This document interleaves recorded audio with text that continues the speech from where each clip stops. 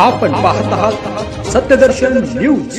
वंचित शिवाय महाआघाडी त्यांनी सुचवलेल्या जागांपैकी 4 जागांचा प्रस्ताव महाविकास आघाडीने वंचित बहुजन आघाडीला दिला। मात्र त्यानंतर त्यांची वेगळी भूमिका आम्हाला दिसत आहे। ते आमच्यासोबत असते तर आम्हाला बळ मिळाले असते। शरद पवारांच्या घरी महाविकास आघाडीच्या नेत्यांची बैठक होण्यापूर्वी खासदार संजय राऊत यांनी हे विधान केले। त्यांच्या विधानाने वंचित आणि महाविकासातील दुरावा समोर आला आहे।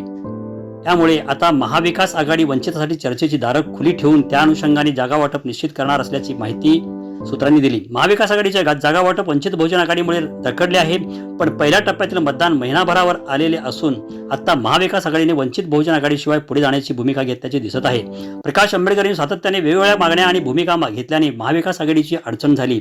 त्या 4 जागांचा प्रस्ताव ही वंचित बहुजन आघाडीने फेटाळून लावला आहे। दुसरीकडे आंबेडकरांनी शरद पवार आणि उद्धव ठाकरेंच्या पक्षाला बाजूला सरत काँग्रेसला वेगळा प्रस्ताव दिला। या भूमिकेमुळे महाविकास आघाडीत नाराजी आहे। याबद्दल संजय राऊतांनी स्पष्टपणे भूमिका मांडली।